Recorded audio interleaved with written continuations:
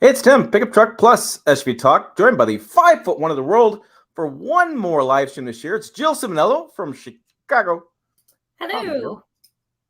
Hello. Before we get too far into this live stream, how fair is it around your neck of the woods? Out here, it's getting rather spirited with the winter storm. What do we have? It's E or something. It's going through the country. Massive Arctic front going through. The weather channel says it's life-threatening cold. Yeah, so I went for a run today, and I feel like this is going to be the last one I'm going to be able to do for a while. It was about 28 degrees, which was plenty cold. And I need to do a 9-mile run this weekend. And I was like, oh, I'll do it on Christmas when all the gyms are closed. I'm like, nope, it's going to be zero, like 0 degrees Fahrenheit. I think that's going to be a no. I think the high is like maybe 15 on Christmas, and because I'm heading down to Indianapolis tomorrow, and I'm like, that's going to be a no. That's going to be a no.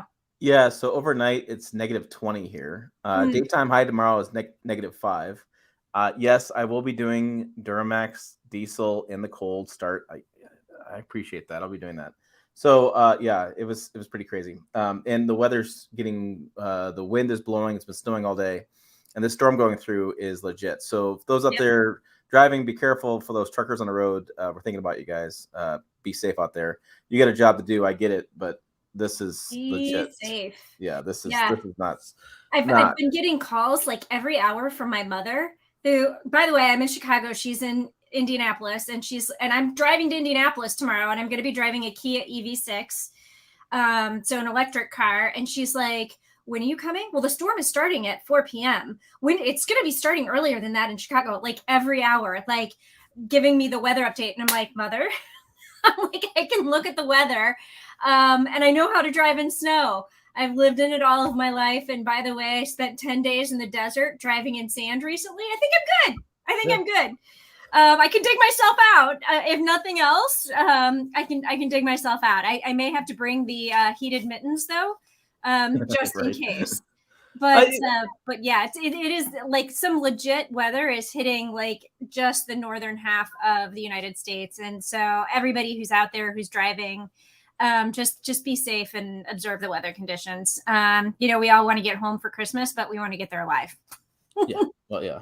That brings up an interesting question. So you're driving an EV tomorrow in some pretty nasty weather. Yep. And I'm starting a diesel in some pretty nasty weather.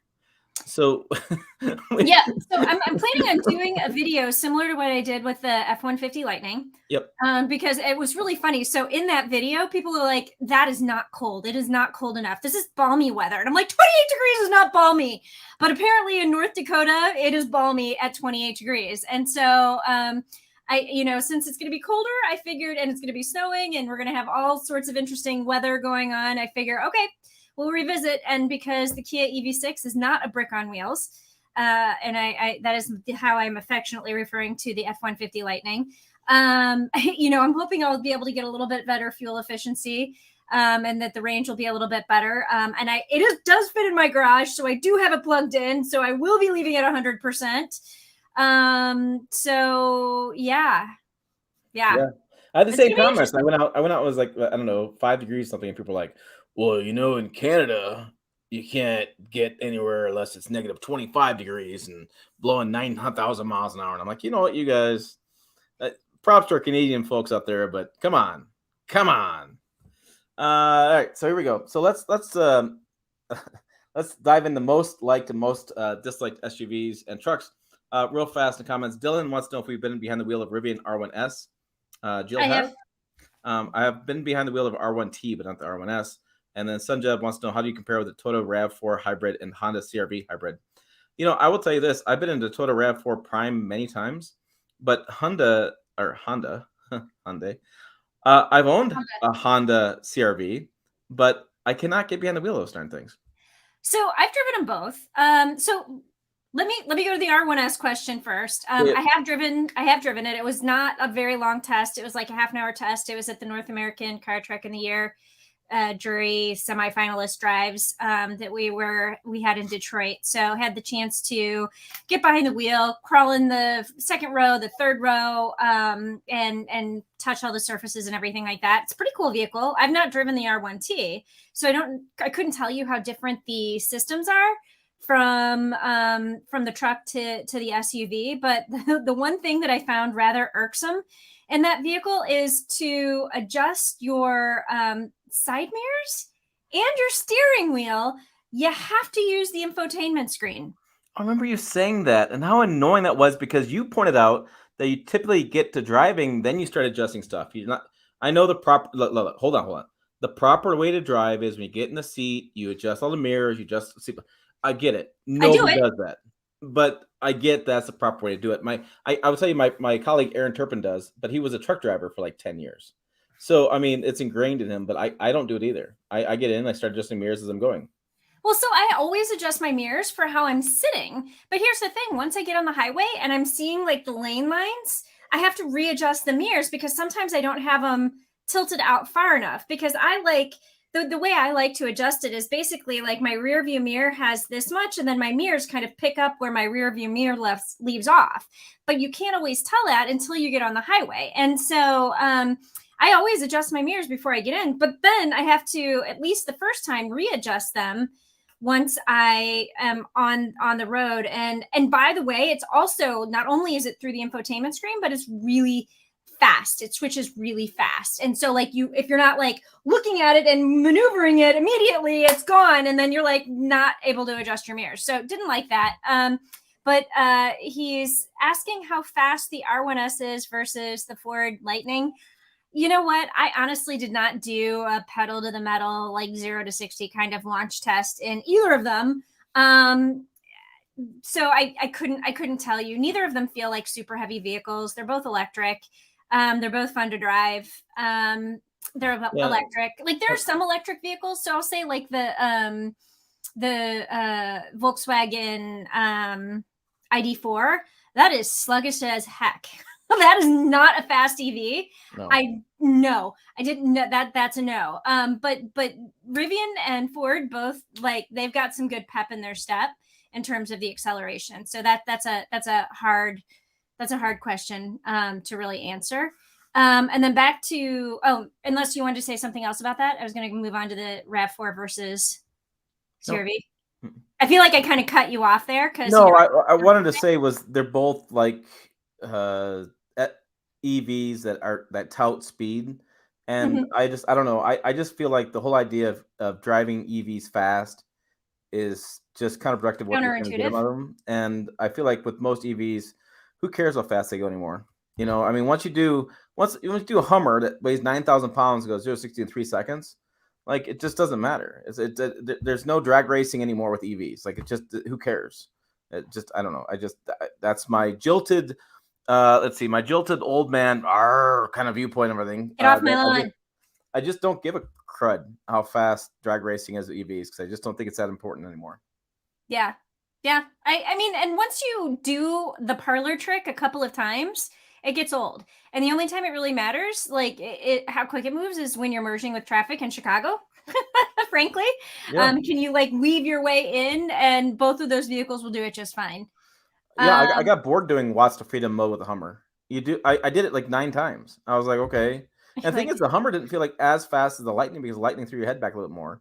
But on paper, the Hummer's faster. It just didn't make any sense. It just doesn't. I was like, blah. Blah. Yeah, blah. That's what you have to say about that. Okay, so RAV4 hybrid versus CRV hybrid. I have had the chance to drive them both, and I will say I actually really like the CRV hybrid better. I do like the Toyota Prius. I keep saying this. By the way, I have a video coming out tomorrow that I talk about the RAV4 Prime, and I like spend 3 minutes calling it the Prius Prime, and I'm like, Tim, you got to put a note in there. I didn't know what I'm talking about, but it was just like once I got into my head, kept saying RAV4 Prime or Prius Prime. Now I'm going to say RAV4 Prime correctly, but yeah. So RAV4 Prime, I really like. That's a separate animal altogether. But in terms of the CRV hybrid versus the RAV4 hybrid, I thought that the the Honda hybrid was faster. I thought it looked better. The interior appointments were better. I thought the fuel efficiency was better. I thought pretty much because I drove them back to back when I went to the CRV hybrid launch pre-pandemic. And just remember walking away thinking that the Honda system was just so much better. So really, really loved it. And I mean, and both are fairly reliable vehicles. You know, Toyota has perfected the hybrid system, but Honda somehow, at least in that CRV hybrid, managed to do something just a little bit better. And I like the interior of the Honda better, the hybrid. So I thought the Toyota hybrid was a little bit plasticky looking. Okay, so 10.5 minutes. We've talked about the weather, EV drag racing, but we haven't done our list of our most liked and disliked. Okay, so tangenting onto the topic, apparently. Tim is trying to keep me on track. He's got like a glass of whiskey or something waiting for him. I do, but I keep sensing the comments coming. You guys talked for 10 minutes, didn't get the damn topic. Get going, dumbasses. I get but we're answering questions. Come on. That's not a dumbass thing. We're answering questions. We are, if you were live, if you're listening to this in the podcast, I'm sorry. But if you would listen to us live, we would answer your questions too. I'm just going to point that out. Yeah, there you go. So there. That's what I have to say about that. Should we do the most liked or least liked first? Most liked may go faster. Least liked, I have a long list of least liked. I mean, I'm like at my top 2 on each. Well, yeah, you know what? Let's go with our most liked. We'll save the worst for last, I guess. All right, yeah, here we go. Most liked SUV. I'm gonna throw this to Jill. Jill has kind of taken over the reins of being the plus SUV in our name. So the most liked SUV you drove all year, Jill. And this is a vehicle that I didn't get to drive as long as I wanted to. I think I have it coming for a test for a week in the new year. But I would say so far, the best vehicle, the favorite vehicle that I drove this year was the Lexus RX, the new RX. I really like the way it looks. I played around with the hands-free driving system on the highway in LA, and it was amazing because I was stuck in stop and go traffic and I loved it. You know, I really like the hybrid powertrain in that. It's amazing. We didn't have the plug-in hybrid version, but we had the hybrid version, and that copper paint. Oh my gosh, that's probably the best paint color I've seen on a vehicle like ever. That's such a girl color though, right? Bullshit. I'm going to call bullshit on that. Bullshit. That is like a super sexy hot color. And I don't care like what your orientation is. It is hot. Okay. Can I expand the terms of SUV for a moment? No. Please. Okay. Because I got to tell you, the most fun vehicle I had this year that's kind of an SUV is a Mercedes-Benz Sprinter van. The big green goblin looking thing. That thing was so much fun. How was that fun? That thing was so great. People didn't watch the video that much, and I'm like, you guys suck. Because that thing, I had so much fun with that thing, and it's got a little diesel in it, and we drove it to South Dakota. We played golf, and we had our golf clubs in the back, and it was so hilarious because the golf clubs were like in the middle of this massive, massive cargo area. Like that's all we had. Like I rearranged my garage with it because I had all this room, and I figured, what the heck, let's do it. So that was kind of my most fun vehicle this year, was as far as SUV or whatever you want to call it. I'm sure it's a truck. I'm sure. I mean, blow up the comments. What I'm doing right now is I'm scrolling back through the videos we put out. Jill and I did a quick count. We put out 500 website posts this year and over 340 videos this year. Mm-hmm. So we've been busy, y'all. Like we've been a little busy. That's a lot. Busy. I'd love if YouTube would tell me like how many minutes we've uploaded this year. That'd be astonishing. I'm sure that has to be available. It's somewhere. Yeah. So that I want to say that I don't. The other SUVs. I mean, nothing really stood out to me this year. I mean, there's a lot of solid SUVs out there. Like I'm going to throw out the Nissan Rogue was fully loaded. That thing looked pretty good, fully loaded.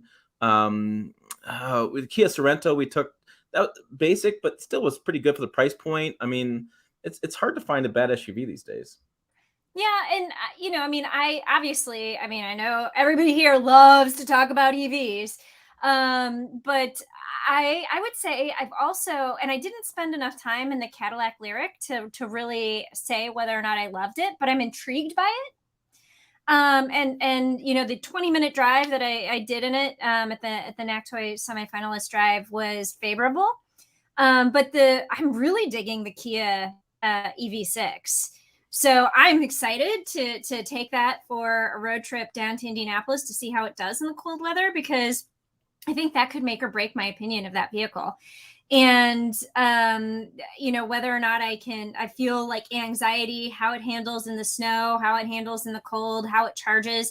And the great thing about the Kia EV6, it's different than the Ford F-150 Lightning, is the fact that you can it's got 350 kilowatt charging capability, which means that it can go from 10% to 80% in 15 minutes, or 18 minutes, I think is the exact number. So definitely looking forward to not sitting in my car for an hour in the cold waiting for the vehicle to charge. But so I think the EV6 is going to be on my list in terms of favorites. I really okay. So here's I will throw you a little bit of a curveball here. I just drove the Mitsubishi Outlander PHEV, and I really liked that. Is it better than a Toyota Prius Prime? I did it again. RAV4 Prime. Dang it. Is it better than a Toyota RAV4 Prime? It depends. It has some features that the RAV4 Prime, I'm going to have to enunciate and think about this every time, RAV4 Prime does not have. Like, you can charge the battery, you can save the battery while you are driving. It also has fast charge capability, which I find fascinating. And it has it's a solid vehicle. The RAV4 Prime is more fuel efficient. The RAV4 Prime has better miles per gallon. And I will say the RAV4 Prime is faster, but I was kind of intrigued and surprised by the Outlander PHEV. And when I drove the Outlander PHE and the Rogue. So those two vehicles are built on the same platform. And you said that you really liked the Rogue.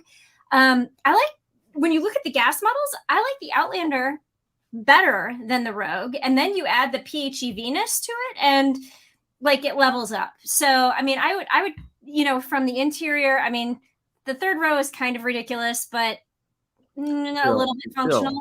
You couldn't fit in the third row. I could, and I did. Did you watch the video? You edited the video. I did, but when you put the seats back, in the second row seats back. Oh, no. You'd have there are definitely some compromises.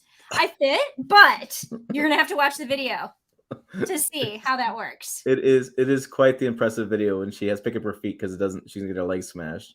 I'm like, wait, what? How does that work out? How did you do that? Yeah, I just, I'm looking back at some of the videos and such, and I'm thinking about things kind of now before we go to the things we like this year, but things we learned. Like, I think that's a big topic that people don't talk about. We learned, actually, you learned this pretty quickly, was that the charging speed of the Ford F-150 Lightning could be its biggest drawback. Yeah. Because you were doing 350 kilowatt or CC, whatever terminology is. Anyways, it doesn't use all the electricity that the fast charger would allow it to use. It only has 150 kilowatt capability. Yeah, and so I thought that was really interesting that we learned that to me is a big drawback, and people aren't talking about that. I know we have a lot of conversation right now about the cold, and there's a lot of problems with that Lightning right now in the cold. There just is, and so I'm curious about. I was really interested about that. I learned a lot about, and I continue to learn a lot about trucks this year. I keep learning every day. I swear, something new on the trucks. I was really surprised at the feedback we're getting for the Tundra videos. I think people really like them, but I still say this, and I've said this since it came out. I think because they got rid of the V8, I think people are completely anti the vehicle, and they want it to fail. And I don't want it to fail. I think they're going to sell a lot of them. It just didn't quite fit what I want a truck to be. If I had to say that closer. I thought it was interesting there. We learned that. I learned a lot about EVs this year, as everybody has who's watched the videos this year. We've learned a lot. And there's still more to learn. And so, by the way, I just want to thank everybody who comments on our EV videos And Tim and I are not getting everything right. And so like in my lightning video, I thought it was Electrify America that was booting me off at 80%, and people were jumping into the comments and they're like, no, that's a setting on the truck. You have to go in and, you know, say that you want it to charge up to 90 or 100%. And I was just like, you know, oh, okay, thank you. So, I mean, we're still trying to figure this out. We do our research, we talk to people, we read the press kits, we even look at the manuals.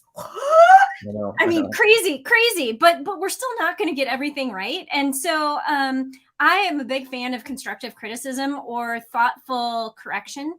And I mean, as long as you're not a douchebag about it, like I appreciate somebody jumping into the comments and saying, oh, did you think about this? Or, oh, did you look at this? So I'm very thankful that everybody, like people are watching the videos and then jumping in to comment and question things. So we're still learning. It's still a process. And I've also learned a lot about EVs. Yeah, no, I learned more about diesels, right? So the Duramax diesel I have outside, the Silverado, apparently it was in 19, 20, and 21.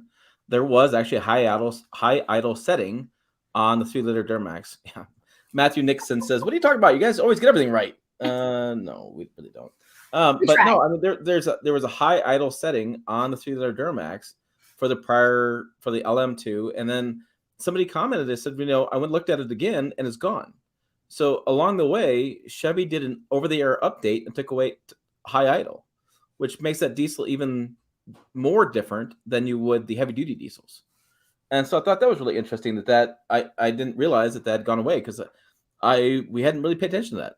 So, you know, that's one of the benefits of buying these trucks is that like the Silverado Duramax is I get to have that for the year. So we have cold weather, warm weather, you know, hot, freezing, wind, non-wind, towing, non-towing. I mean, just gives you more opportunities. You know, when you have a week-long testing of a vehicle, sometimes you're really just kind of pigeonholed into doing your normal drive because you have other commitments, you have travel plans, you have things going on. You just have just an hour, not an hour, but you have maybe a half day or a day with a vehicle.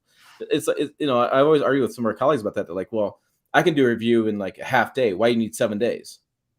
Well, because life happens. Travel happens. Life happens. And by the way, like when you get 20 minutes with the vehicle, like all you can do is regurgitate the specs that you read on the press release. But it's once you live with the vehicle, you drive the vehicle. And so like I during the first drive of the Ford F-150 Lightning, loved it. I thought it was the best thing since sliced bread. And, you know, then I drove it again at the Mama Rally, and Tim and I have a very spirited video in it. I still loved it. And I'm going to tell you, I still really like the Lightning, but after living with it for a week and parking it on my street because it didn't fit in my garage and having to deal with public charging infrastructure and taking it on a road trip and you know, dealing with range in the cold, I like it less. I mean, I like it. I still really like it, but I like it less. And it's only through, I think, living with the vehicle and figuring out like where are you going to put your golf clubs? Are you going to put them in the front, Tim, or are you going to put them in the back seat?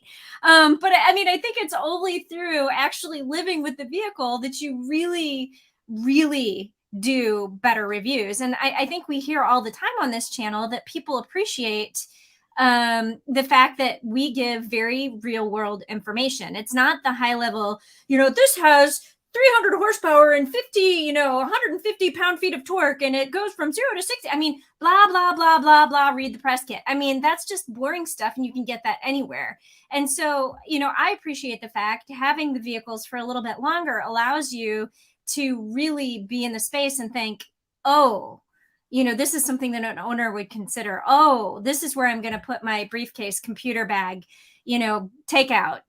Oh, you know, this really takes a lot longer than I thought it would. Oh, so, yeah. Yeah. I think, you know, I think your thoughts on the Lightning kind of mirror my thoughts of the Tundra.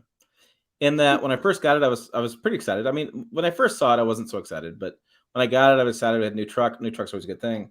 But I think it's like you said, like over the course of, in your case, you had 3 different opportunities to drive Lightning. And as you get more and more experience with driving it, living with it, I mean, your attitude changes. People always ask me all the time, like, well, last year your least favorite vehicle was this, but now this year it's just okay. What changed? Well, your ideas and opinions change over time depending on when you drive them and when you drive them lately and what the price point is and And other how vehicles that you drive in between. how the competition changes. Exactly. So like I said a long time ago, the 2019 Chevy Silverado 1500 was a good new model year. It looked great. And then about 20 minutes later, Ram unveiled the 1500 with the brand new interior, the big old dash and everything, and the Silverado looked like it was terrible. Right? I Mhm. mean, that stuff Wah, happens all wah. the time. It just does. So, all right, let's get to the most liked. This may take a while. Most liked trucks and SUVs. Okay, yeah. So we've said the Lexus RX so far. You like a weird Sprinter minivan thing. I said Mitsubishi Outlander PHEV. What else? What else we got? I got a couple more on my list. I'll throw the Equinox in there. The Equinox video is coming out next week. Hmm. My wife Heather and I drove it. She drives them Equinox for fleet vehicles, and that review is coming out. And so it's just it's okay. It's just Okay, you can't put that on the best list if it's okay. no. I was going back to my lease list. I'm sorry. No, we're on the best. We haven't even gotten into least. We're on the best. Oh, I thought we were doing. Oh, we're doing best first. Sorry. We're still. Psh, Sorry. you said you had a lot to say about the worst, so I was like, I "How have can a you longer put list of Equinox words. on your best list?" I'm sorry. You're I lost killing me, track dude. for a minute. Settle down. All right. So let's see. The best. I got to go back to the ZR2. You know what? Okay, so we haven't talked about trucks yet. I'm going to agree with you. I love the Supposed to ZR2. be there. I'm sorry. I know. Wait, record this timestamp 7/26, Wednesday, December 21st. Jill agrees with Tim. Right. Let's move the trucks. I really did like the ZR2. And I liked it more after having it as a test for a test week. And again, it's like we had a lot of fun. We were on the trip together. We were able to do some off-roading and had a blast driving that vehicle. And then I mean, okay, let's be real here. It doesn't fit in Chicago. It's No. not a great city vehicle, but it has a lot of great features that allow you to turn it into a vehicle that's manageable in the city, from the around view cameras and the sensors and like the high ride height. And my favorite feature, and this is a stupid thing, but my favorite feature on this big monster truck is the wireless charger because it doesn't overheat my phone. They are the only manufacturer that has managed to get this right that I have found so far. Yeah. But No, yeah, the ZR2, I agree. I would agree. I thought it was just great. I think the looks are great. I think it's about damn time Chevy did something like this. I would love to see it supercharged, like to see a ZR2 on crack, kind of from Chevy.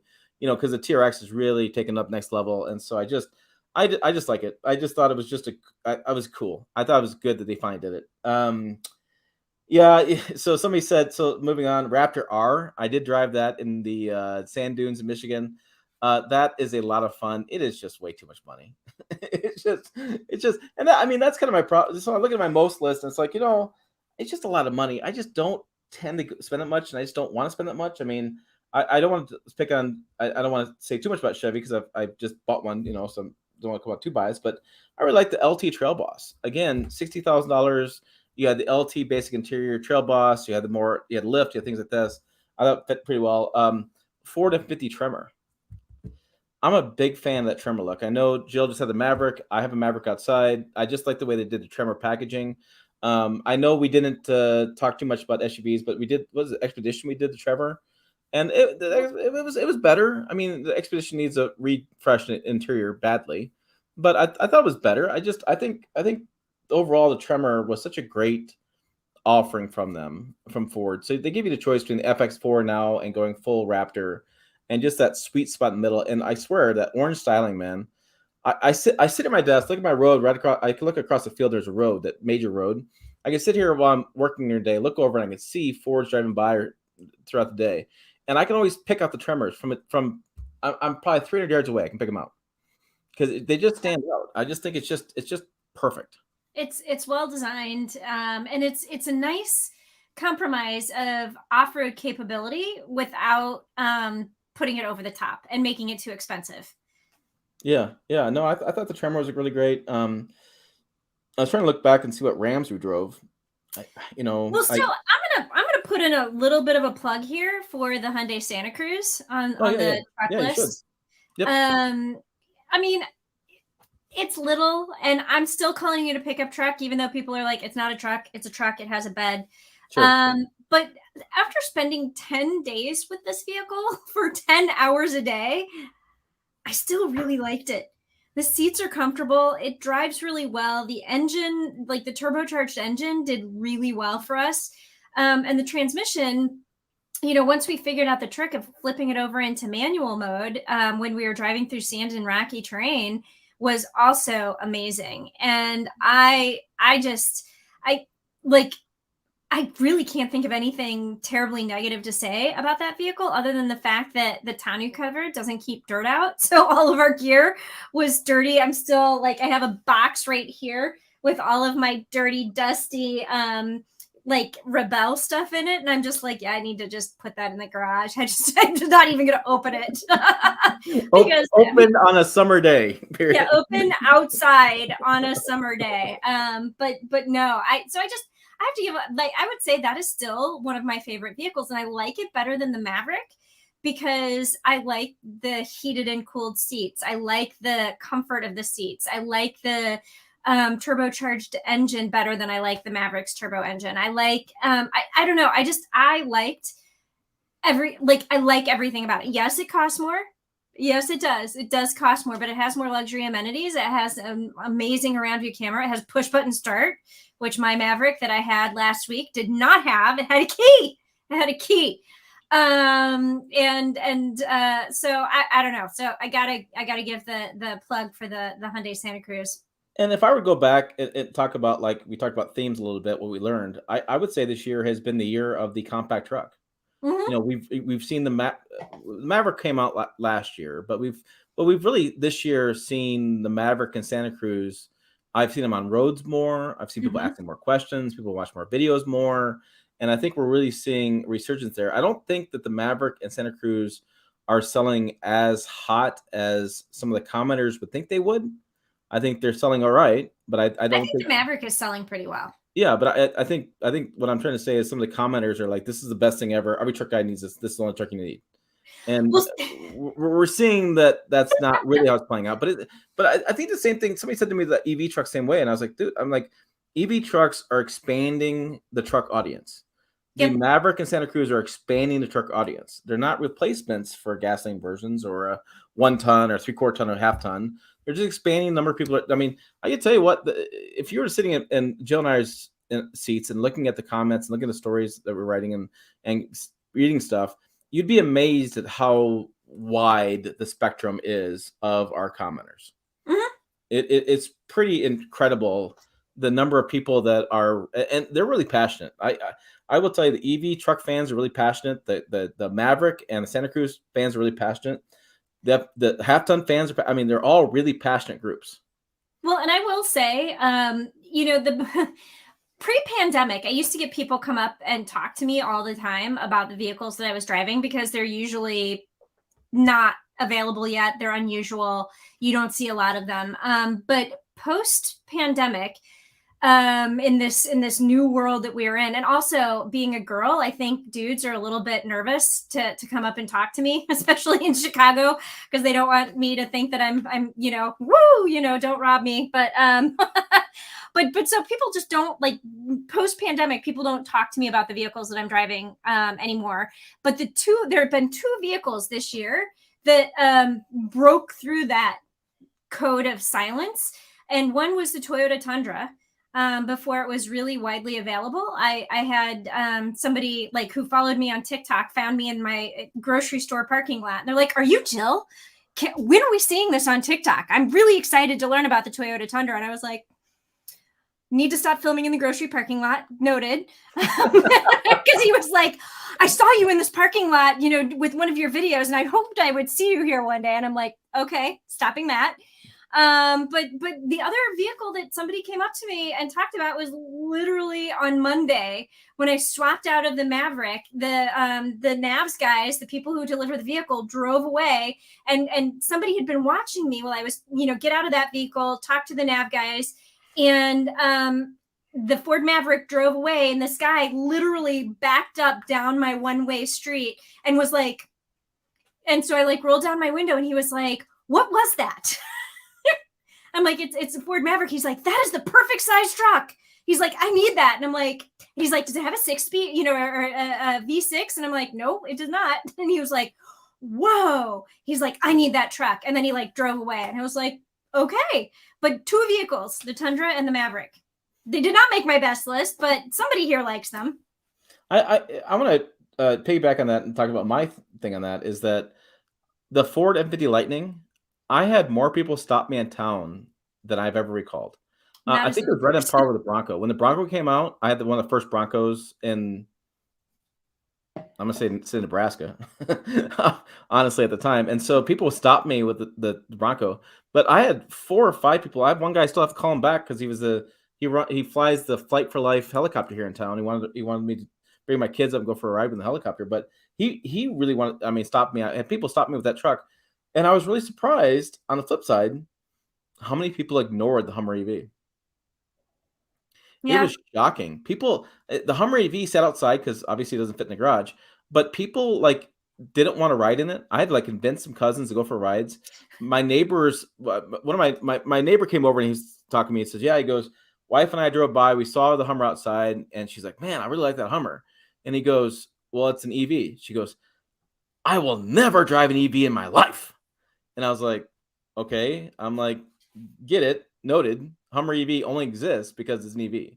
Because as a gas engine, that thing would suck.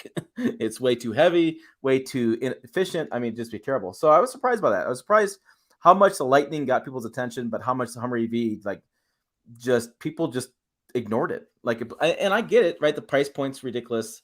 It's so a weird looking, and you just can't make sense of it. Whatever. At least the Lightning, the price point Lightning isn't good. They've raised price what 3 times again this year. I mean, I knew that. I'm going to call it. I thought the base price was a bait and switch, and I think we're seeing that happen more and more. The base price keeps going up and up. So I think that was a big interesting change. Continue on the truck segment because we do a lot of trucks on this channel. So we're still staying with the likes, right? Yeah, are we with the likes Okay. or dislikes? Because I No, was we're kind of on the likes. We okay, the need we likes. need to make a clean transition if we're moving over to the dislikes. I know. I'm gonna write down this thing for dislikes because I was really surprised I didn't like this one. Yeah, I like all trucks, but that one's interesting. Uh, look at my list one more time. Liked trucks. Liked trucks. I like the Ram Limited. I'm such a big 1500 Ram fan. I just hate the fact they killed the EcoDiesel and they made me not buy one. I know that was like the last I had the Ram 1500 EcoDiesel, and they were like literally gonna stop building it like the next week after I drove it, and I'm like, why is this still in the fleet? I know, and so we did a video with you, just getting it warm because that was the people don't understand behind the scenes. Jill and I were like discussing what to do with this thing because the engine was dead, and we're like, well, let's see how long it takes to heat up because that was our choice. And it was interesting because that video got a lot of hate because people thought, again, I will say there's a huge difference between a light duty diesel and heavy duty diesel, and I think I'm going to champion that till I die, apparently, because I can't convince people of this stuff. But like the Silverado diesel I have outside, it doesn't have anything in common with the 6.6 Duramax. It heats up faster. The cabin heats up faster. There's just a perfect engine. So I was surprised that you got hate on that because you shouldn't have, because I think people do idle them all the time. Idling laws do apply to personal vehicles. Read the laws again, guys. They do apply to personal vehicles. And that Ram EcoDiesel took way too long. I'll tell you, the Duramax outside, within 10 minutes, I got hot air. I got the windows defogging. I got warm seats. I mean, I was just really surprised by that. And I really, if I were to go, the thing that doesn't always come out in this channel is that we'll shoot videos, we'll write stories, and then we come back and say, gosh, I wish I had done it better like this. I wish I had said this on camera. I wish I had done that. I wish I had said that in the story. I wish I would take that photo. Then we always have regrets as journalists because we want to share information with you guys. And then times we're like, sometimes we have great videos, sometimes we don't. Sometimes you hit a home run, sometimes you don't. I mean, it's just part of the game with this. And I wish now I would have held that Rebel or the EcoDiesel video longer and done a comparison with the LZ0 Duramax. I think that would have been the right way to do that video. And it's my fault. I take responsibility for that because I screwed that up. Yeah. Well, you could always take the video I did and re-edit it. Not a bad idea. I could always do that as well. I'm full of good ideas. You are I full was of going good to say I'm ideas. full of it, but people could misinterpret that. Full of good ideas. Before we get too much, before we move off this topic a little bit, I gotta say the most liked video, or not like something that I've talked about, is how did your van life with Ford video did so well. I mean, so if you guys explain the story here, did you get a last minute invite? I think I sent this to you. I did. I force. I didn't. I don't force you to. But I You think I did. was. You did force me to go. You're Did I like, force you it's to the go? Because day of your life. Go. I was going. I was somewhere else, wasn't I? And then You were. You were. yeah. I forget where you were. No, you were. It was in Detroit, and they're like, you said that's a day for you. You can fly up and back in the same day. Yeah, And I feel yeah. like you were just getting back from someplace, and you're like, this is not a day for me. No, going to Detroit is like a whole overnight thing for me. And being right there in Chicago is a day for you to go. So you did a video on. I'm looking at it right now. I The transit. the transit, but it's a transit overlanding van thing or Yeah, what? it's like a custom transit option that it's basically a blank canvas that you can fill any way that you want. And that was a very, very what are they? They're not, it's not the Transit Connect, it's was it the transit something. Ford Transit Trail. Transit Trail. And it has like 39,000 standard views. all-wheel drive, Yeah. standard safety technology. Really, there's nothing to that van that says impressive, but yeah, it was just crazy. I couldn't believe how well that video took off. I mean, it was just interesting. So I don't know. I'm scrolling through a lot of the videos and the posts and stuff like that. So I'm getting ideas in my head. We also drove some 3/4 tons. I didn't drive any 1 tons this year. I was kind of disappointed by that. I always like a good 1 ton. 3/4 tons. I was excited for this, and then the video is coming out next week. Actually, the Ram 2500 Rebel with the Cummins diesel. Jill, were you in? We went to Texas. No, it was me and Phil went to Texas. Yep, I was in at the Rebel You were in Rally the Rebel while Rally, you yeah, guys were doing the Texas truck payload stuff. yeah, the payload dropped quite a bit. The Rebel and the Rebel, and the video's coming next week. I did a 100-mile drive with that thing, and it's interesting. It's $91,000, and I was surprised at how poorly it rode. And I understand that there's a lot of comments in the channel like, if you're going to spend that much on a half ton, just go 3/4 ton. Just do it. And I will tell you, I drove the Ford F-250 2 years ago, and I've been a chiropractor now for a while. I have a spine issue working on, but I will tell you that Ford F-250, both Roman at TFL and myself had the same thought. My goodness, that thing was terrible. I mean, you needed 500 pounds of cargo in the bed. You had to have it because it rode so badly. The Ram Rebel was equally as bad, and I was surprised by that as far as the ride comfort. There are very few trucks that I want to get rid of after a couple of days. I really want to keep trucks for a week. I want to drive them out. I will tell you that Ram Rebel, the other, I want to get rid of because the other problem was the floorboard height was the same as my upper hip. And so I had to grab the grab handle. Welcome to my world. Well, so let me back up for a minute. So welcome to my world. So I go to Fort Collins, I don't know, once a month, once every 2 months, because there's good shopping down there. They don't have the stores here they have down there. I like going down there and having lunch and walking around. It's cool downtown and just to change the scenery. My friend and I drove it was a Sierra Denali Ultimate, I think, down. And we swapped the Ram EcoDiesel. My friend is 5'5". I'm 5. Let's go with 8 on a good day, and with boots on. And so we get this truck, and we are Fort Collins is 3 hours away. Like, we have to drive this back. Like, there's no choice. And so he looks at it, and he is 69 going on 70. Because look, I play a lot of golf with retirees, and I make friends with them because who else plays golf at like 11 o'clock on a Tuesday morning? I mean, look, retirees. Nobody. Get it, right? Nobody. I get it. So, anyways, we about threw out our shoulders because you have to grab the grab handle and like lift yourself up into the truck. And he aborted, I think, twice before he hopped in. And so, yeah, I mean, if there was the video I want. Oh my I want goodness. the video of you guys trying to get in and out of that truck because, again, welcome to my world. And my son, my youngest son, who is I think he's 4 foot tall. We had to grab him by his butt and his legs, and like literally lift him up and throw him in the truck because he couldn't fit in it. So, and I understand that you don't want to do floorboards because you lose some of the off road capability. And for some of the ranchers around here that are 6'4", I mean, this is great, right? You off road with it, you go check out cattle, you go drive around the countryside no matter what, hop in and out. It's already lifted, it's already crazy tall anyway, so it's fantastic. I get it, but my goodness, it just was it was a challenge. And the thing I thought interesting, and I thought this long period of time, is that the 3/4 tons have gotten taller and taller, but the trailers haven't gotten taller. And so I'm finding a lot of farmers out there are actually cutting their gooseneck trailers and re-welding them because it doesn't fit in the bed anymore. The trailer itself isn't tall. So trucks have gotten taller and trailers aren't getting taller. And so you have the situation where, like, if you have the trailer on the bed, like a gooseneck trailer, you make a turn and you're going off road, sometimes the side of the truck will go down a turn or go down a hill or something like that, and you end up creasing the side of the bed with the arm of that gooseneck trailer coming inside. So we see around here, a lot of farmers have creases in the side of their trucks these days because they've gotten so tall. And so I know it's just crazy. Yes, I understand. James Houston's 6'4". I get it. This is a truck for you. I'm all about it. So it's like, so I feel like you just made a natural transition to the do not like list. Yeah, let's move over there. That's more exciting. So I said earlier, Equinox, and somebody said, why? I love my Equinox. Look, Equinox is a fine SUV. It's fine. I'm not going to say it's not.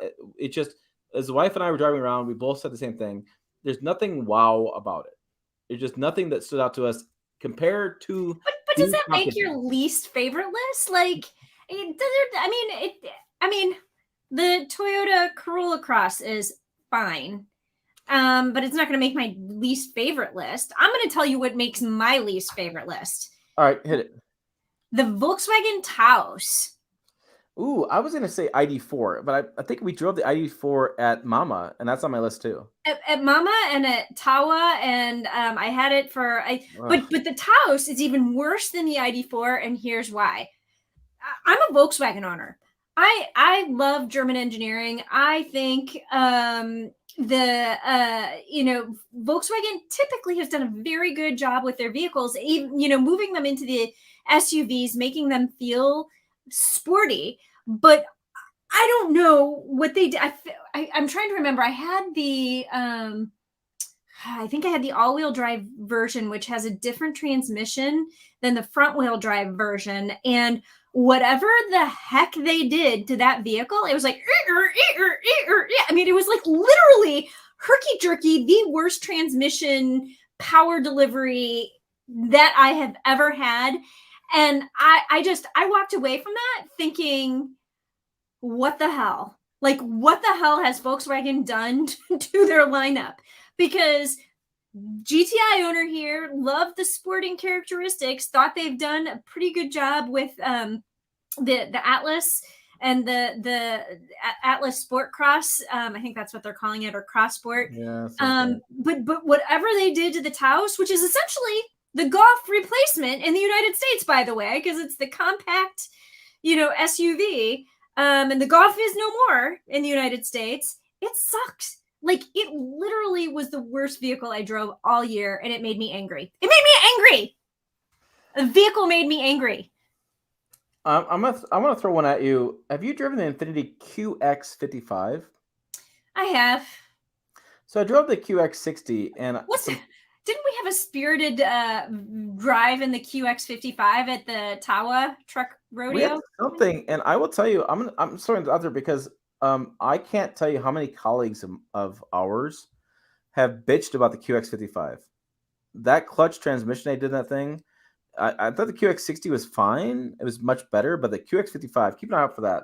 That has been panned. I haven't had it in a long test. Now, what I didn't like about the QX60 is the third row seats. Because if anybody out there follows me on TikTok, I did a whole video on this where it's like the third row seats like have these headrests that literally go like this. And you sit in there and you're like, I'm going to sit like this, and it's going to give me a crick in my neck. I mean, it's the most, like, in the Nissan Pathfinder does the same thing. I mean, it's hideous. They are hideous. But as long as you're not going to put anybody with a head in the third row seat, it's a pretty nice vehicle. Okay, let's go a let's go look. I'm going to go controversial, but I want to throw it back to you because I throw in a bunch of stuff. So before I go controversial, what is also on your least SUV list? Oh, my least so like the Taos was the big one. The ID4 is another one because that's one of those vehicles that, again, it's an electric vehicle. You expect it, you put your foot on the gas and you expect it to go. You expect that instantaneous torque. That is the advantage of EVs. Yeah, putting my foot in mud, and I was like, I'm like, seriously, come on. They tuned it that way on purpose. They did that on purpose to this vehicle because, like, instantaneous torque, it should go. They deflated it on purpose. So, like, I have a whole bunch of, like, ouch and dislike for Volkswagen this year. Like, they're killing me. I'm a Volkswagen owner and they're killing me.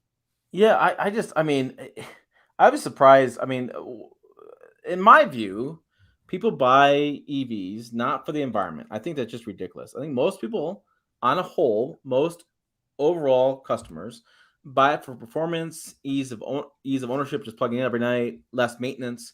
I mean, you want that wow factor, and I was surprised that ID4 was just too weird, and it was just so lacking, and it's such an easy software update too. It's just a software update. There's no tuning.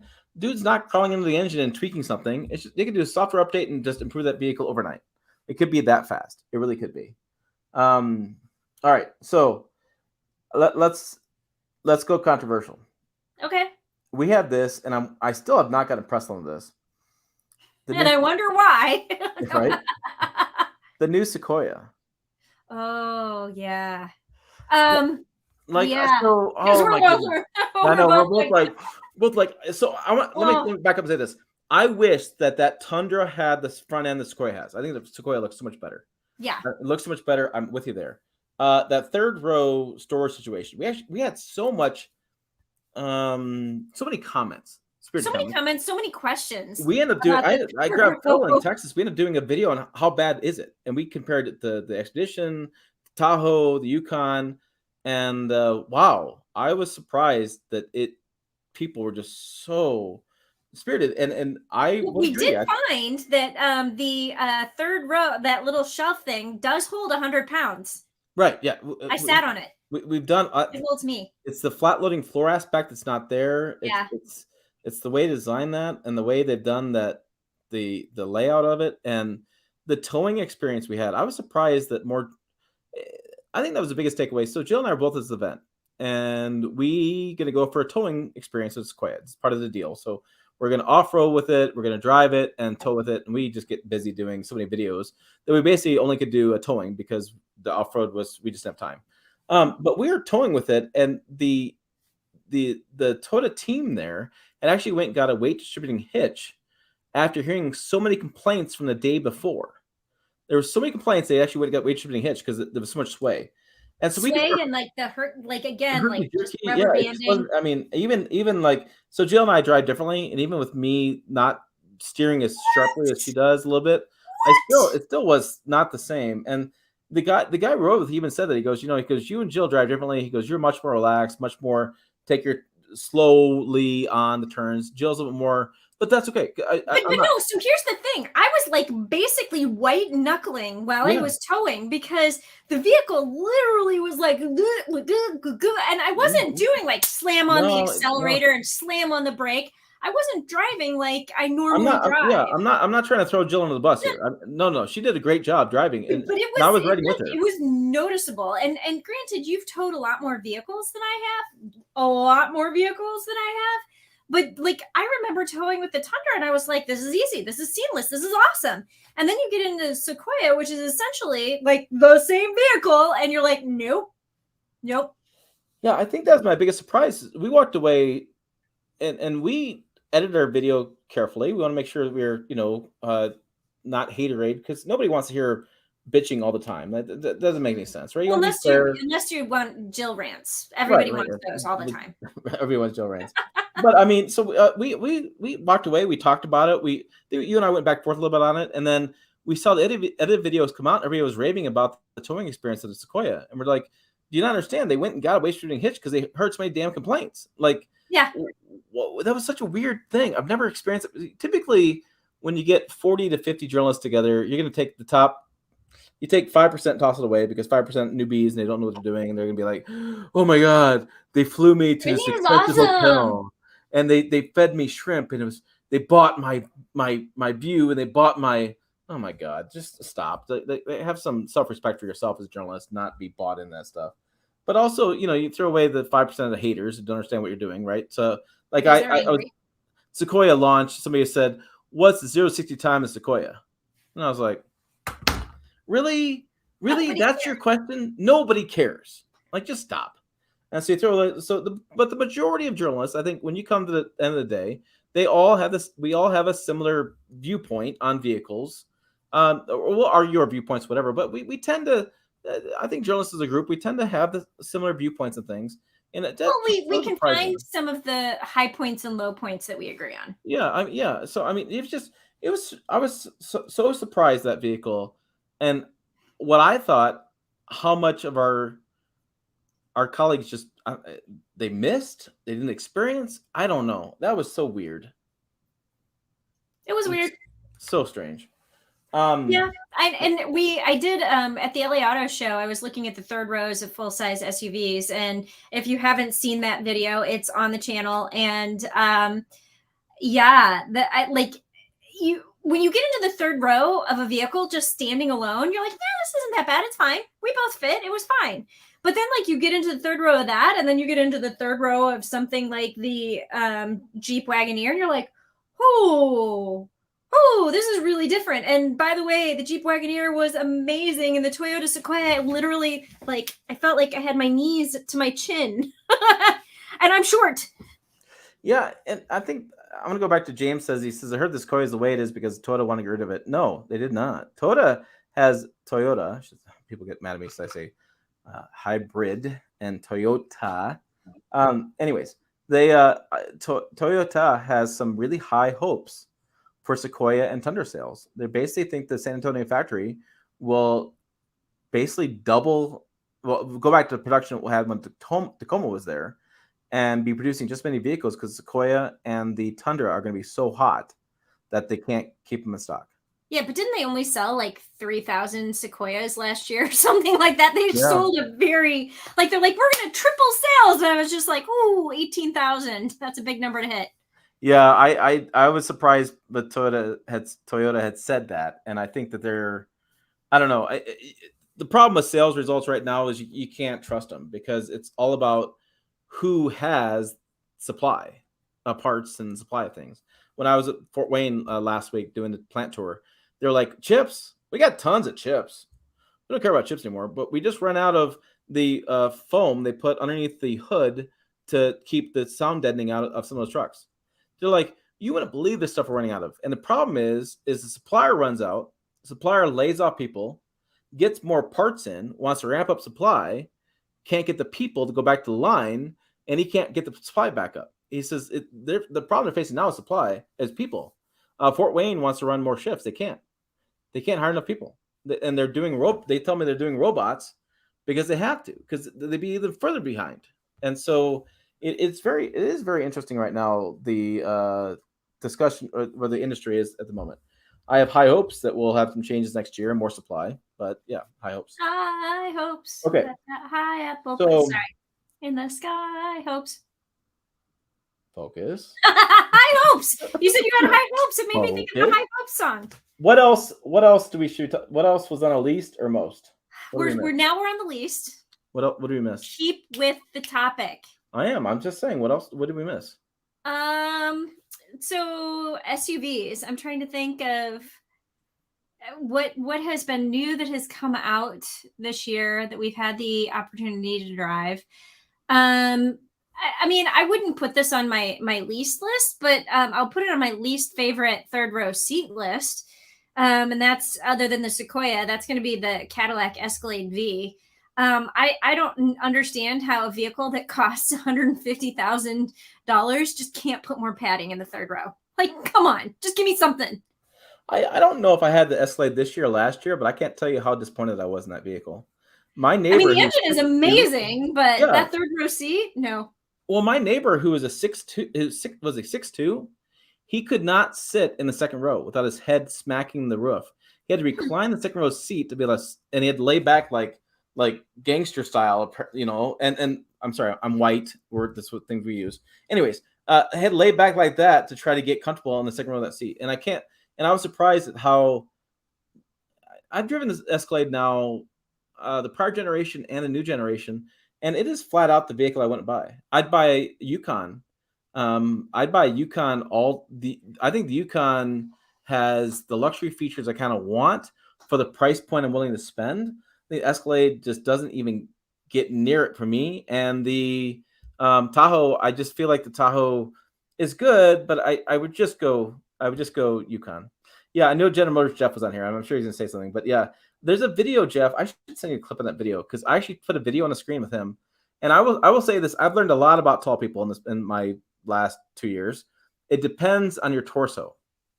It depends whether if you're 6'2", if you have long legs or you have a long torso. It makes a huge difference whether you fit in vehicles or don't. Yeah. Oh, and here's one we left off of our like list. We both talked about it Oh yeah. before. Yeah. We both really liked the Nissan Frontier. Yeah, I think the Nissan Frontier was a well done refresh. I think it was I think it looks a lot better. It does not look at the Tacoma. Like we saw so many comments of Tacoma, and you parked we didn't do a video of them side by side, and we're like, no.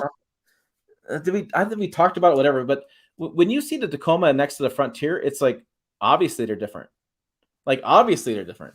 The Frontier, the only complaint about Frontier was, and this is a Nissan thing, not a Frontier thing, is Nissan is notorious for using the same button styling and the same damn button actually throughout their entire lineup, and they'll use the same carpet to the entire lineup, the same seats and everything. It just gets annoying when you have the same button size on a truck that you would their little small Sentra sedan. I just want it to be a little bit more different. A little bit more different? Yes. Differenter? No, it's so like I really liked the Frontier. It does fit in my garage. Yay. Yeah. But the one thing that I noticed with the Frontier, and I wouldn't really call it a thing, but at lower speeds, the steering is really, really hard.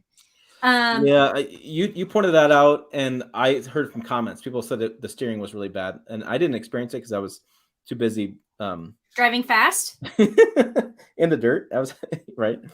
Yeah. So, but yeah, I thought the Frontier was good. Are you gonna pull up Todd's comment? I'm seeing you looking at the screen. Oh no. So I was gonna show Todd's comment. Todd has been a huge fan of the channel. He says this past week was perfect at defining the difference between Jill and Tim. Jill, go fast, Indiana, as she did with Lightning. Get there as fast as she could. Tim holds a hand over the frosters and gets excited that the ice was melting off the windscreen. Yeah, the windshield. Yes. But no, I do think the Frontier was really good. I think the Frontier was. Let me say it differently. The Frontier isn't like the truck of the year, but I think the Frontier was the upgrade they needed to do. The powertrain's better, the interior's better, the styling looks better. That green color looks a lot better on it. I just think they did the right thing. I'm still not convinced it is the top mid-sized truck out there, but I think they did a good job. Yeah. We haven't driven the Colorado or the Canyon, which are new for 2023. We've got Ranger and Tacoma coming out new for 2024. So the Frontier is about ready to have a lot of really stiff competition. Yeah, I think it's going to be a problem for the Frontier because, the last generation, they had updated once every 6th president, it seems like. So I feel like the last time we had a new Frontier, the iPhone hadn't been invented yet. Yeah, didn't you and I do some funny things on that? We right? I wasn't President Bush still in office or something. I mean, it was like, wow, that was a really long time ago. Yeah, it is funny. We look back at that stuff. But I look across the year what we did, and we can pick on least and favorite, and we kind of did this live stream and podcast. But I just want to say this to all those people out there: thank you for watching and commenting and sharing with us and helping us grow this community. I really appreciate the fact that there is talk in the name, and some people do talk to us about stuff, and they send us emails, and I really do appreciate that. And I do have to say I am really proud of the work that Jill and I do. I think it's work. I think it's stuff that you just don't find elsewhere. I think it's real. I don't think it's staged. I think it's valuable. I think people really get a lot of value at what we're reporting on. And while there's always a brand new YouTube channel every day, I swear to God, I go on every day and there's a brand new guy doing it, trying to make it work. YouTube is very hard, by the way. It's very hard. I look back and think how proud it is, how much work we've done. And I know there's bigger channels, I know there's more subs, whatever, but I don't care. I really am proud of the work we're doing, whether we're 1,000 subscribers or 5 million subscribers. It doesn't matter to me. The work's not going to change. I'm really happy with the way the year went. And you know what? And I'm having fun. I think that's another big thing that shows through, hopefully, in the work that we do, is that we're having fun with it. Like, I think there are a lot of people who are too serious and they take themselves too seriously. You know, I don't even wear makeup half the time. I'm like, I do not take myself seriously. You see me like fall out of vehicles. The one video that where my foot got stuck in the pedal. Sequoia, you about fell off, fell on your butt. That was, if you haven't seen that, what was that? Was that it was Sequoia. Was it? Yeah. No, not the Sequoia. That was was it the Tundra with the step that goes up? And I was trying to get it to go down. No, you had the Sequoia happen. You tried to crawl through the third seat to come with me, and then you didn't make it. And then that was the Ram. That was a Ram with a step. So that was so funny. We were in Texas and we're doing a video about the Power Wagon. Oh yeah, the anniversary of the Power Wagon, and Jill puts down her foot. There's a manual step underneath the bumper, and she puts it down and she puts her foot in to hop in the bed and filming a segment. I move along. I'm filming. I move the camera and I look back, and the step had retracted, but Jill had not got her foot out there, and Jill's not heavy enough to push down the step, and so she literally was stuck. I'm like bouncing on it. I'm like, I had to walk over and like save her with my foot. And meanwhile, off of my shoulder, over in the corner in the tree line, kind of this little tree there in Texas, the engineer, PR guy, whatever, he was dying. He was doubled over laughing. He was almost in tears. He was laughing so damn hard. And yeah, I had to save Jill from that Power Wagon step. Yeah. That was funny. So we have fun. And I will say, though, we're talking about our least favorite vehicles. You never said trucks. We didn't get to trucks. Yeah, Ram 2500 Rebel would be on my list of least favorite. I'm gonna throw the Tundra in there. I've had so many problems with it. I've had so many, and I know you can call me Tundra fanboy for over the years. I've owned Tundras. I just had a lot of problem with that Tundra. And I know that the engineers aren't really speaking to me at the moment, but that's okay because I just had a lot. I want to like that truck a lot. I just had a lot of problems with that truck. I just really have. It just hasn't really fit at all. 3/4 tons overall being too high have really been a problem for me. I like the Maverick for what it is. I'm not over the moon as much as everybody else is. I think it's perfect for what it is, and I think it's perfect for the audience. But as you said, and we have a combo review coming out, you know, it's a great city truck. It's a great situational truck. But once you peel back and look at it as a vehicle, there's cup holders or the Lariat version I have doesn't have a heated steering wheel or heated seats, which was really annoying today. I tried to pick up my kid and it didn't work because, well, look, the Tundra has a flat tire now, of all things, adding to the problem of the Tundra. It's got a slow leak in the driver's side tire, and I'm taking it in for service next Tuesday. I'm gonna have them look at that tire and fix that too. But so the wife took the Silverado, I took the Maverick because our kids had a half day at school. We went and picked them up and treated them to lunch and, you know, that kind of deal. And I just had so many problems with that. I've had problems with the Maverick. Just difficulties with that. Yeah, those are probably the two trucks that I will say the least favorite truck as well. I'm gonna throw the Hummer EV in there. The bed is not useful. I had my kid's bike in there and it wouldn't fit in the bed. Like, interesting. And the trunk area, whatever, is not wide enough for golf clubs, not wide enough for anything. And so I was like, well, what's the point of having this front area that doesn't really hold anything? And the bed is the only thing.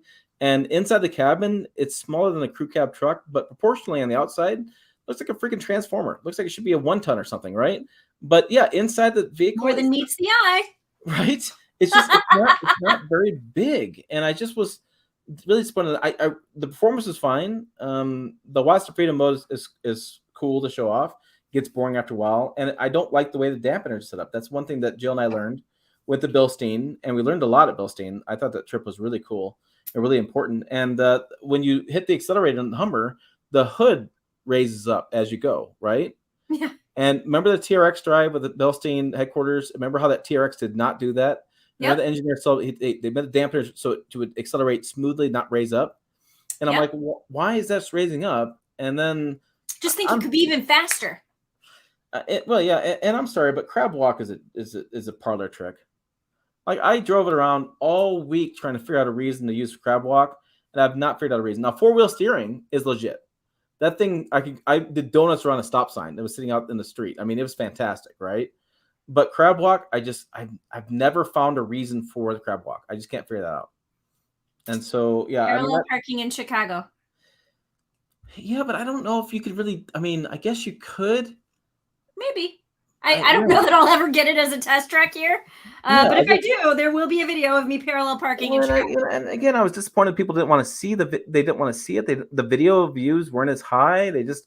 People just aren't interested in that vehicle at all. And I just was really surprised by that. And I was talking to when I bought the Chevy, I was talking to one of the owners of the dealership, making the rounds with those guys, and we were talking about it. And he's like, yeah, he goes, LeBron's got one, Tom Brady's got one, apparently Aston Kutcher's got one. I mean, that makes sense. Cool kids are doing it. Yeah, I just couldn't figure out a way to make that make sense. So that's the one I'd probably go down. I was disappointed in. I'm with Jill. I'm probably in between the Lightning. I think the Lightning can be good in certain circumstances. It cannot be good in other ways. I still really like it, but like I said, I just like it less. Yeah, I think it didn't. I don't know if that's going to age really well. I think with the challenges we're having in the wintertime driving right now, and the challenges they're having with building them and the pricing going up, I think, again, not against the Lightning. I feel like pricing's going high.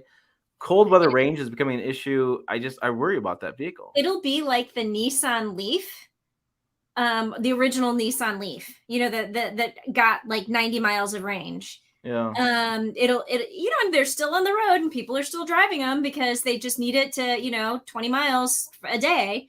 I could see that happening. Is that like the Prius Prime? Prius Prime, RAV4 Prime. Oh, RAV4 Prime. RAV4 Prime. Like once you say Prius Prime, it just keeps coming out. It rolls. Prius Prime. If you're tuning in late, sorry, you're gonna have to go back and re-listen to the whole beginning because there was a thing about the Prius Prime and the RAV4 Prime and a video that I did that has a notation on it. So in terms of like my least favorite trucks, and again, I don't think this is necessarily a bad truck, but I'm just trying to figure out its placement or its point. I had the opportunity to drive the Lordstown Endurance. Ooh, I'm glad you bring this up. And again, it was just one of those, like, I was at the North American Car, Truck, and Utility of the Year jury semifinalist drive. So it was just like a quick 20-minute drive. But I was with the engineer and we did our little loop. And it's just interesting. So it's a work truck and it only is one trim. And as far as I can tell, it only comes in one color, white. Yeah. And it's not a retail vehicle. It's a fleet vehicle. And has, it's pretty basic interior. I actually think the fit and finish is better on that work truck trim than the fit and finish of the Ford F-150 Lightning work truck trim. If you're looking same to same. But it doesn't have a big range. And again, now in light of winter stuff, I just get even more concerned about what the range is going to do. But, it has a very robust telematics system for work truck people. And so I don't know. It's intriguing. But I mean, I drove a lot of great trucks this year. And again, I don't not like double negative, the Lordstown Endurance. But if I had to pick a least favorite one, that would be it. Well, I think the problem with Lordstown Endurance as well is it doesn't feel like it fits. It's more expensive than a Lightning. It's supposed to be a fleet vehicle, but it's more expensive. It has less range. It has, it's just a weird fix. And that's the thing. It's like so many people talk about these, and I get emails every day. A new EV car maker coming out, a new EV car maker here, a new whatever here. All these startups. Well, these legacy automakers have been in business for decades and decades because they know how to produce vehicles. And I'm sorry, but I know the Rivian looks sexy, or the whatever looks the latest, the Faraday Future looks great, or the car, all these startup stuff like this. Lordson looks fantastic, but Rivian is even pointing this out. It takes a lot of know-how to actually build vehicles, and that's been my overall concern with like Rivian as well. Is overall build quality, service. Like Yeah. service is a huge issue for for me, and so it's like I think that's the problem with a lot of these vehicles and a lot of startups we have is that it could look really cool, but then what happens? I look back and think of myself like, what happened to the Canoe? Remember that Canoe, weird looking truck SUV wannabe thing, and that still is Yeah. like sputtering along. We have what's that name of the guy who did the Well, there's really Bollinger. Bollinger? Yeah, I mean Bollinger. I mean, I talked to that guy in person in Texas, and I walked away thinking to myself, "You are doomed." And he didn't because he didn't understand the marketplace. He wanted to sell a $115,000 army looking brick that could hold an 8-foot sheet of plywood. That was his claim to fame. And it's like, well, look, that stuff just doesn't work out. But okay, so here's what I want to say about these companies that are EVs and they're new and they're coming onto the scene. I want to say thank you for trying. And Yeah. and I hope you're successful. And even if you're not successful, you are going to help move the needle. Yeah, Because yeah. you're Tesla did that great. I mean, Tesla got people excited for uh, luxury EVs, and now mhm. we're seeing every brand launching something. I mean, they helped. I mean, they did a good job doing that. Every single EV automaker is helping to move the needle in terms of technology, in terms of EVness, in terms of, I mean, love or hate Tesla. I don't, not going to get into that argument right now, but they really, in addition to ushering in the EV era, they've ushered in the conversation about semi-autonomous technology and safety, and what does a self-driving vehicle look like, what does an assisted self-driving vehicle look like, what is that, and they've given us some really good conversations. They've pushed the needle on safety technology, and the radar and the lidar and the ability for vehicles to like keep you in your lane, and adaptive cruise control. Love that feature. And really, I don't know that feature would be as prolific as it is now if there wasn't autopilot on a Tesla.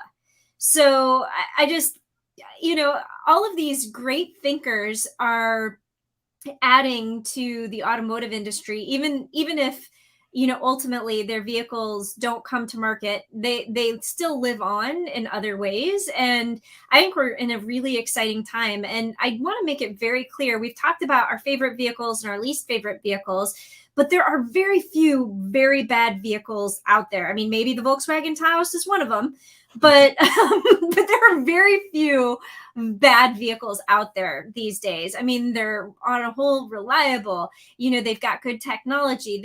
Every vehicle out there has something that you can say that is nice about them, or that will, that is positive.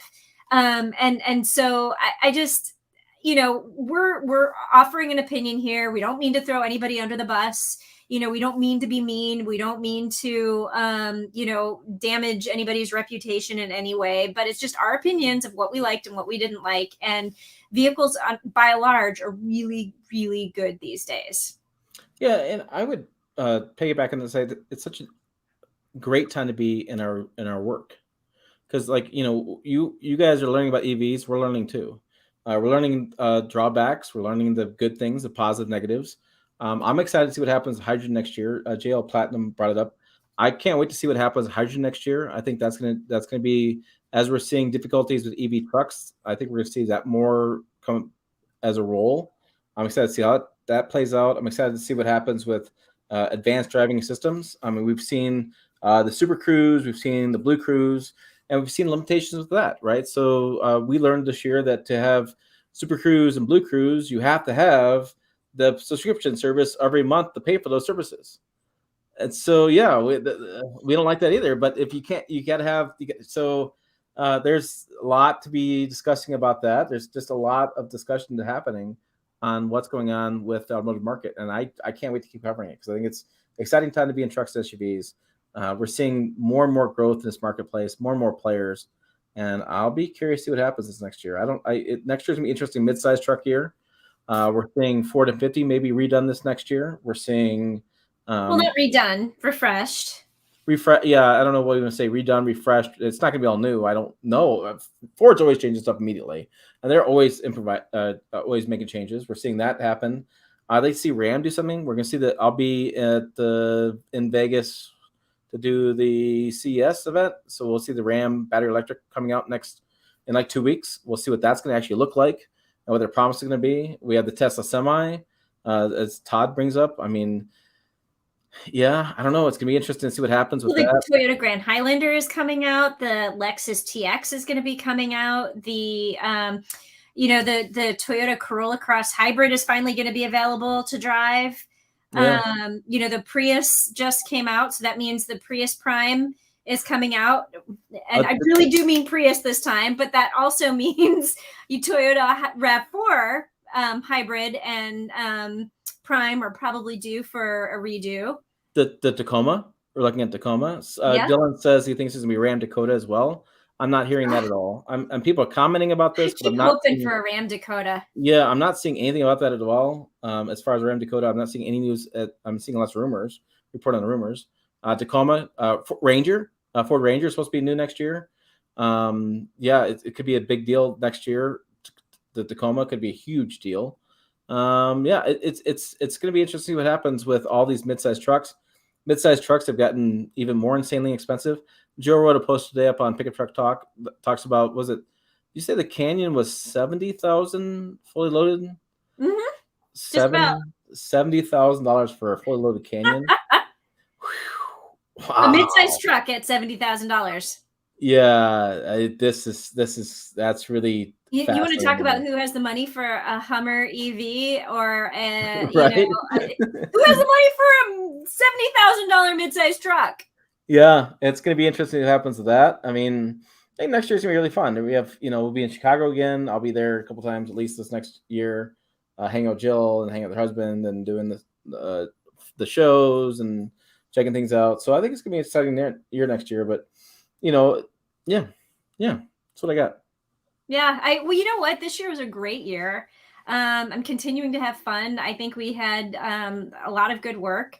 I think Tim and I had fun when we were in the same place at the same time together, and I didn't get him killed, contrary to his drama and grabbing missing one finger. Oh shit! I lost my finger here. I don't know. Please, totally fine. But no, I think we've had fun, and I look forward to having a lot more fun next year. So, from all of us to all of you, Merry Christmas, Happy Holidays, whatever you're celebrating. Happy Hanukkah. Happy Hanukkah. Whatever you're up to. Just being celebrated right now as well. Right, and stay safe. The storm is no joke going through the country, and hopefully it'll start warming up again. Well, spring is in 90 days. Today was the shortest day of the year. Yes. That we're recording on December 21st. So, by the way, things will only get brighter from here. Yep. It is happening. It's going to be awesome. Woo! Lots of good things. As always, from all of us, thank you for watching, and we will see you down the road. Next year. Oh, next year down the road.